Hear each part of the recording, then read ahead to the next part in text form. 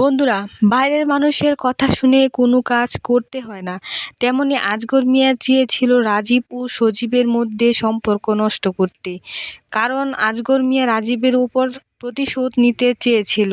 তাই সে প্ল্যান করেছে রাজীব ও সজীবের মধ্যে জমি নিয়ে দ্বন্দ্ব লাগিয়ে দিবে। ঠিক তেমনটাই হয়েছে। আজগর মিয়া যা চেয়েছিল তাই হয়েছে। রাজীব ও সজীবের মধ্যে এখন জমি নিয়ে অনেক ঝামেলা চলছে। তো বন্ধুরা, ভাই ভাইয়ের শত্রু এই নাটকের 3 নম্বর পর্বটি কবে আসবে তারই সকল কিছুর আপডেট জানিয়ে দিব আজকের এই ভিডিওতে। তো বন্ধুরা, আসসালামু আলাইকুম। আশা করি আপনারা সকলে অনেক বেশি ভালো আছেন। তো ইতিমধ্যেই হয়তো বা আপনারা ভাই ভাইয়ের শত্রু এই নাটকের 2 নম্বর পর্বটি দেখে ফেলেছেন।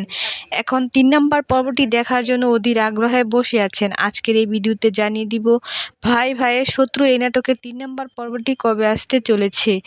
বন্ধুরা, আপনাদের কাছে ছোট্ট একটি রিকোয়েস্ট, আপনারা পুরো ভিডিওটি দেখবেন, তাহলে জানতে পারবেন ভাই ভাইয়ের শত্রু এই নাটকের 3 নম্বর পর্বটি কবে আসতে চলেছে।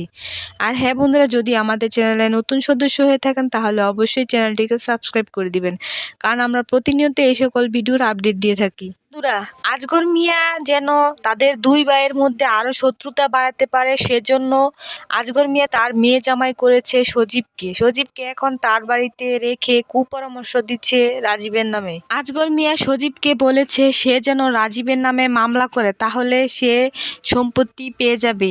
এদিকে রাজীবের শ্বশুর ও শালা মিলে রাজীবকে পরামর্শ দিচ্ছে সেও যেন সজীবের নামে মামলা করে। সজীব আজগর মিয়ার কথায় রাজীবের নামে মামলা করে।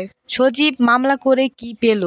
রাজীব সব কিছু ভুলে গিয়ে এখন সে সজীবের নামে সকল সম্পত্তি লিখে দিয়ে সে বাড়ি থেকে চলে যাচ্ছে। সজীব সম্পত্তি পেয়ে তার নিজের ভুল বুঝতে পেরেছে যে সম্পত্তি আগে না, তার ভাই হচ্ছে আগে। সে তার ভুল বুঝতে পেরে তার ভাইয়ের কাছে গিয়ে ক্ষমা চায়। তো বন্ধুরা, চলুন আর বেশি কথা না বাড়িয়ে জানা যাক ভাই ভাইয়ের শত্রু এই নাটকের 3 নম্বর পর্বটি কবে আসতে চলেছে।